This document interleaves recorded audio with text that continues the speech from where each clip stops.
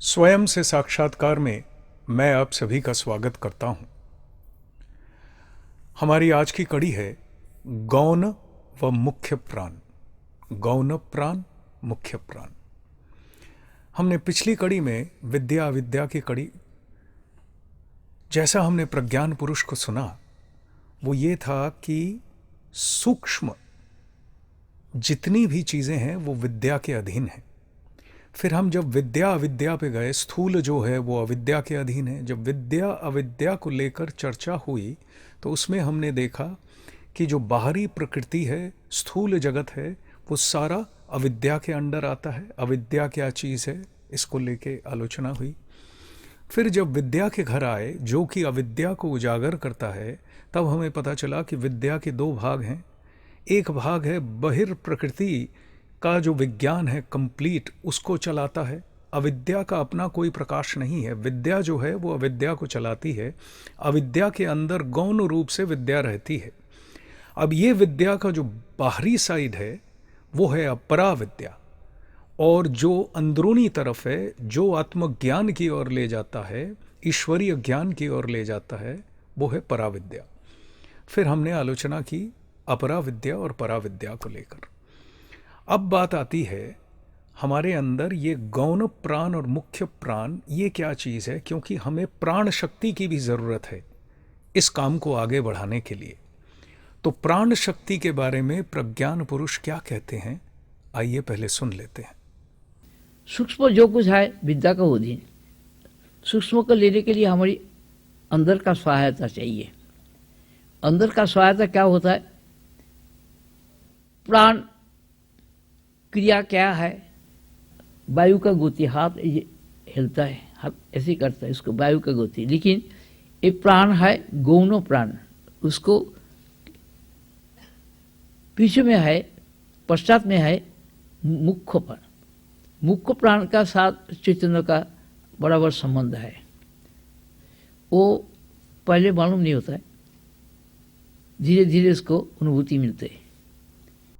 प्रज्ञान पुरुष बोले सूक्ष्म को लेने के लिए हमें अंदर की सहायता चाहिए। अंदर की सहायता क्या है? प्राण क्रिया क्या है? प्राण हमारे अंदर है। न वायु की गति। हमको सिंपल तौर पे अंडरस्टैंड करने के लिए प्राण क्रिया है वायु की गति। हाथ हिलता है, इसे कहते हैं वायु की गति। लेकिन यह प्राण है गौण प्राण। उसके पीछे पश्चात में है मुख्य प्राण। मुख्य प्राण के साथ चैतन्य का बराबर संबंध है। ये पहले मालूम नहीं होता, धीरे धीरे उसकी अनुभूति मिलती है। दो वर्ड्स जो उन्होंने इस्तेमाल किए, गौण प्राण और मुख्य प्राण, कह रहे हैं मुख्य प्राण के साथ चैतन्य का बराबर संबंध है, और गौण प्राण है जो ये प्राण है जिससे हाथ हिल रहा है, आंखों से हम देख रहे हैं, हमारा साधारण जीवन चल रहा है। तो गौण प्राण और मुख्य प्राण के ऊपर पहले हमें थोड़ा सा समझ लेना पड़ेगा, और सिंपल कुछ चीज़ें हमने एकत्र की हैं प्रज्ञान पुरुष की प्रवचन अनुसार, जगह जगह से एकत्रित करके आपके सामने रखी जा रही हैं। एक हमारा मैगज़ीन निकलता है जिसका नाम है श्री शनाई। वो बंगला में भी है और इंग्लिश में भी है। वो एक क्वार्टरली मैगज़ीन है। तो उस मैगज़ीन का बुद्ध पूर्णिमा का जो 1996 का इशू है, उसमें एक पार्ट है बंगला में जो मैं आपको अनुवाद करके सुनाता हूँ, जिसमें सिंपल तौर पे गौण प्राण मुख्य प्राण के बारे में उन्होंने कुछ कहा है। महाप्राण सत्ता ही है, ब्रह्म आत्मा ईश्वर। प्राण ही प्रज्ञा एवं प्रज्ञा ही प्राण। अब प्रज्ञा ही ब्रह्म, आत्मा भगवान। फिर प्राण का जो व्यावहारिक रूप है वो गौण है, एवं नित्य रूप जो है वो मुख्य है। व्यावहारिक रूप है गौण प्राण, और नित्य रूप जिसका कभी नाश नहीं होता, जो हमेशा था, है और रहेगा, वो है मुख्य प्राण।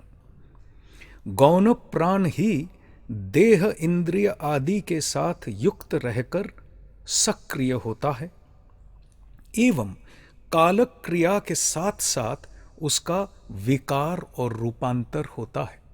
प्राणक क्रिया काल पे डिपेंड कर रही है, टाइम पे डिपेंड कर रही है। जैसे जैसे एक बॉडी, ह्यूमन बॉडी को ले लीजिए, बचपन में फिर धीरे धीरे जब बॉडी बड़ी होती है तो प्राणक क्रिया की जो शक्ति है वो शक्ति एक लेवल तक बढ़ती है, सैचुरेटेड हो जाती है, फिर उसमें डीके होना शुरू होता है। जो प्राणिक स्ट्रेंथ है with age it reaches a state of maturity and then after that it starts decaying till the death of the body. तो कह रहे हैं एक छोटे से तौर पे कालक क्रिया के हिसाब से हर जगह यही हाल है, लेकिन हमारी बॉडी में अगर हम इस बात को ले लें तो बड़ी आसानी से समझ में आ जाता है। तो कहते हैं कालक क्रिया के साथ साथ उसके अंदर विकार और रूपांतर होता है, चेंजेस होते रहते हैं। यह गौण प्राण का नाम ही है जीव। जीव के अंदर जो प्राण खेल रहा है, तो ये बात हमें क्लियर हो गई कि जिस प्राण के माध्यम हम हाथ हिलाते हैं, देखते हैं, सर वगैरह हिलाते हैं, बॉडी को चलाते हैं, ये सब कुछ है गौण प्राण। इसका विकार व रूपांतर होता है, इसी कारण इसका व्यवहार देह का जन्म और शोक, मोह, जरा, व्याधि, मृत्यु प्रभृति परिलक्षित होता है। इसके व्यवहार में इसलिए ये सारी चीज़ें परिलक्षित होती हैं। क्या क्या चीज़ों का नाम लिया? देह का जन्म, शोक, मोह, जरा, व्याधि, मृत्यु, हर चीज़ दिखती है इसके व्यवहार में। शुद्ध अशुद्ध भाव है देह का, आत्मा का नहीं। लेकिन विशेष भाव से याद रखना पड़ेगा कि मुख्य प्राण निर्विकार, निराकार, निर्विकल्प, निरलंब है। यहाँ पे मुख्य प्राण की बात आ गई, अर्थात आत्मा जो है वही मुख्य प्राण है, निर्विकार, निराकार, निरलंब। अब आगे कहते हैं मुख्य प्राण के आश्रय से ही गौण प्राण त्रिगुणा प्रकृति के द्वारा लीलायित होता है वैचित्र रूप से। यह वैचित्र ही नाना रूप से प्रतिभात होता है बाह्य जगत के आकार में। ये जो गौण प्राण लीलायित हो रहा है, ये गौण प्राण लीलायित हो रहा है मुख्य प्राण के जोर से, और लीलायित होता है जगदाकार में। ये जो वैचित्रपूर्ण जगत है, इस आकार में वो लीलायित हो रहा है। वर्तमान में फलित विज्ञान जो है वह गौण प्राण के विषय को लेके ही सीमाबद्ध है। जो भी विज्ञान आजकल चलता है वो केवल गौण प्राण को लेकर है, मुख्य प्राण की ओर नजर नहीं है, ब्रह्म आत्मा ईश्वर की ओर नजर नहीं है। इसलिए मुख्य प्राण की सत्य महिमा विज्ञानियों के पास अज्ञात है। जो सुधार्मिक अर्थात पूर्व जन्म के सुकृति के फलस्वरूप शुभ संस्कार लेकर जन्म ग्रहण करते हैं, वे ही आत्मान्वेषी होते हैं, सत्यान्वेषी होते हैं, और उन्हीं के लिए साधन भजन इत्यादि तपस्या एक पथ है, एक रास्ता है, और यही अवलंबन वो लोग करते हैं। उनके बीच कोई कोई इस सत्य रहस्य से अवगत होता है अपने साथ, और उनकी अभिन्नता हृदयंगम करता है अपने साथ, और ईश्वर आत्मा ब्रह्म स्वरूप से अवगत होता है अपने साथ, एकीभूत रूप से उनको पाता है। यह मुख्य प्राण ही है सबके हृदय में आत्मा राम। जो ये आत्मा के सेवक हैं, उनकी सुकृति और सुसंस्कार के अधिकारी होने के कारण एवं उन्हीं के द्वारा हृदयस्थ ईश्वर आत्मा ब्रह्म की कृपाशीष प्रत्यक्ष रूप से जगत के लोगों को दिखती है, क्योंकि वो उसका अनुभव करते हैं। उनके लिए शास्त्र का विधान निरर्थक है, कोई प्रयोजन नहीं है उनको शास्त्र के विधान का। ये बहुत ही सूक्ष्म विषय है, very very fine topic and subject है। यहां तर्क आदि नहीं चलेंगे। तर्क होते हैं द्वैत बोध से। संशय शंका से द्वैत बोध आता है, वहां पे तर्क आदि चलते हैं। समस्या के सम्मुखहीन होते हैं हम केवल द्वैत बोध में। प्रत्यक्ष आत्मा की अनुभूति जब होती है तब अद्वैत बोध का स्वरूप उजागर हो जाता है, तब कोई द्वंद्व नहीं रहता है। इसलिए प्राण की महिमा लेकर पुराण, उपनिषद, प्रवृत्ति, इन सब धर्म ग्रंथों में सब ही मुखरित हैं। बिल्कुल पूर्ण रूप से इन लोगों ने प्राण की महिमा को उजागर किया है। हर चीज महाप्राण की दिव्य महिमा है। अद्वै ज्ञान के अनुशीलन से द्वैत भाव का जो अनुशासन है वह खंडित हो जाता है, स्थगित हो जाता है। तब द्वैत भाव का प्रभाव सर्व क्षेत्र में प्रयोज्य नहीं रहता है। यह प्रसंग और भी युक्तिपूर्ण है। देखिए, युक्ति जो है इस प्रसंग में और भी बहुत है, बहुत युक्तिपूर्ण तत्व है। तो इस प्रसंग में बहुत और जो युक्तियां हैं और जो निर्देश हैं वह अनुशीलनकारी जो हैं उनके लिए प्रयोज्य है, हर एक के लिए नहीं है। युक्तियों से भरपूर है। कदम दर कदम ये प्रसंग आपको आगे ले जाता है गौण प्राण से मुख्य प्राण तक, अर्थात ब्रह्म आत्मा तक। देखिए, किसी भी रास्ते से कहीं से भी आप जाएं तो ये ब्रह्म आत्मा ईश्वर पक्का मैं की अवस्था जो है आपके अंदर आपको आविष्कार करनी है। तो ये जो पथ है, इस पथ से अब जब आप आगे बढ़ते हैं एनालिसिस के माध्यम से, तो भी वही चीज है, एक ही बात लागू होती है। उनके लिए शुद्ध अद्वैत बोध प्रसंग ही एकदम दुर्बोध्य है जो द्वैत बोध में प्रतिष्ठित हैं। तो ये शुद्ध आत्मबोध का प्रसंग उनके लिए कार्यकरी नहीं है। तो एक बेसिक आइडिया हमें मिला गौण प्राण और मुख्य प्राण का। जो भी प्राण को लेके हम डील कर रहे हैं वो हमारा गौण प्राण है, मुख्य प्राण नहीं है।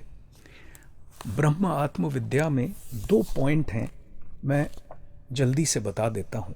पेज 100, ब्रह्म आत्मविद्या भाग 1। रसस्वरूप आत्मा या ईश्वर हर जीवन के सत्य अधिष्ठान हैं। मुख्य प्राण, महाप्राण एवं गौण प्राण रूप से वह जीव जगत में विराजमान है। वही रसस्वरूप आत्मा मुख्य प्राण गौण प्राण रूप से विराजमान है जीव जगत में। मुख्य प्राण ही है चैतन्य और गौण प्राण है मन। मन की क्रिया अगर ना हो तो ये हाथ पांव वगैरह कुछ भी नहीं हिलेंगे, आंखें देख नहीं पाएंगी, कान सुन नहीं पाएंगे। जैसे गहरी नींद में हमारा मन बीजाकार में चला जाता है और खुली आंख भी देख नहीं सकती, खुले कान भी सुन नहीं सकते हैं, जो गहरी नींद में रोज होता है। तो इसलिए और थोड़ा सूक्ष्म तरीके से कहा गया कि गौण प्राण जो है वो मन ही है और जो मुख्य प्राण है वो चैतन्य है, कॉन्शियसनेस। आगे कह रहे हैं बोध चैतन्य और मन है तत्वतः अभेद। इन रियलिटी वो अभेद हैं, प्रतीत हो रहे हैं अलग अलग। ये चर्चा हम पहले बहुत कर चुके हैं। प्राण तत्व का स्वरूप है अविनाशी। गतिशील अवस्था में इसे प्राण कहते हैं एवं स्थिर अवस्था में इसी का नाम है आत्मा। गतिशील यानी गौण प्राण जो है वो गतिशील है। मुख्य प्राण जो है वो जैसे चैतन्य है सर्वत्र विराजमान, अक्रिय, गतिशील नहीं है, लेकिन चैतन्य के आभास से हर चीज हमें गतिशील प्रतिभात होती है। वैसे ही मुख्य प्राण के आभास से ये जगत की हर चीज हमें गतिशील दिखती है। तो इसीलिए कहा जा रहा है कि गतिशील अवस्था में इस प्राण को कहते हैं, इसे प्राण कहते हैं, और स्थिर अवस्था में इसी का नाम है आत्मा। देखिए कैसे everything is linked and everything ends up in that absolute one. उसे मुख्य प्राण कह लीजिए, ब्रह्म, आत्मा, ईश्वर, परमेश्वर, परमात्मा, कुछ भी कह लीजिए, सदगुरु कह लीजिए, कोई सच्चिदानंदमयी माँ कह लीजिए, कुछ कह लीजिए। लेकिन ये कहने की बात होती है तब तक जब तक मैं साधक हूँ जब तक मैं प्रयास में रत हूँ, धीरे धीरे जब मैं इस सत्य में एस्टैब्लिश होने लगता हूँ, तो ये चीज़ें, इनका प्रयोजन मेरा समाप्त हो जाता है।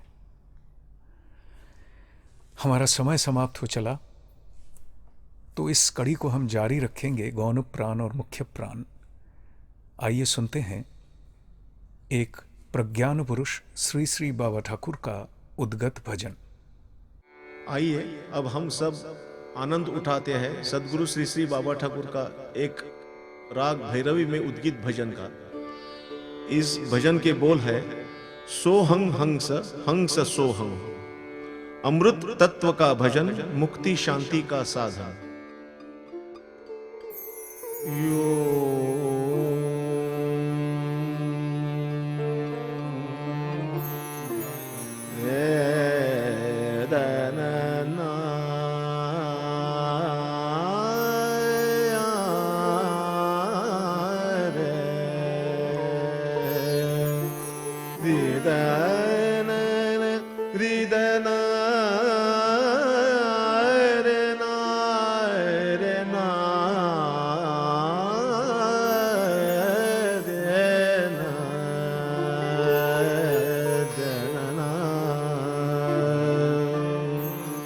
सोहं हंस हंस सोहं, सोहं हंस हंस सोहं, अमृत तत्व का भजन, मुक्ति शांति का साधन। अमृत तत्व का भजन, मुक्ति शांति का साधन। सोहं हंस हंस सोहं।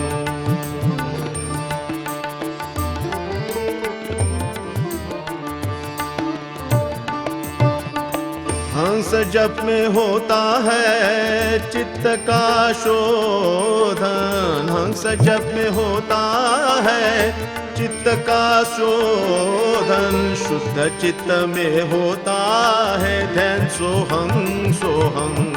शुद्ध चित्त में होता है ध्यान, सोहं सोहं। शुद्ध चित्त में होता है ध्यान, सोहं सोहं। सोहं ध्यान में खुलता है प्रज्ञान नयन, सोहं ध्यान में खुलता है प्रज्ञान नयन। अंतर में होता है आत्मबोध का जागरण, अंतर में होता है आत्मबोध का जागरण। सोहं हंस हंस सोहं, सोहं हंस।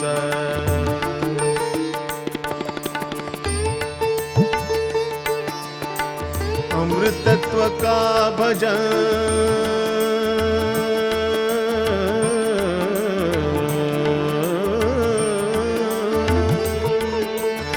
मुक्ति शांति का साधन, मुक्ति शांति का साधन। सोहं हंस हंस सोहं।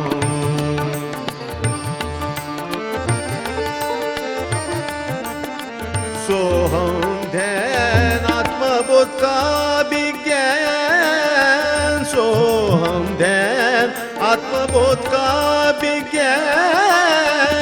आत्मबोध सर्वबोध का पूर्ण अधिष्ठान, आत्मबोध सर्वबोध का पूर्ण अधिष्ठान।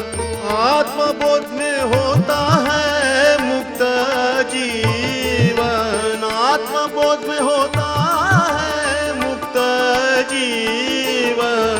अखंड बोध का भूमा दर्शन, अखंड बोध का भूमा दर्शन।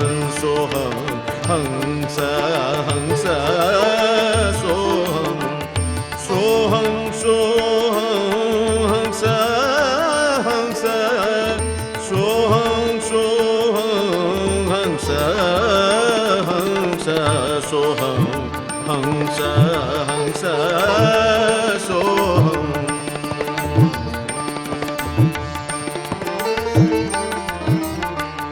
निष्कल निर्मल निरपद्य निरंजन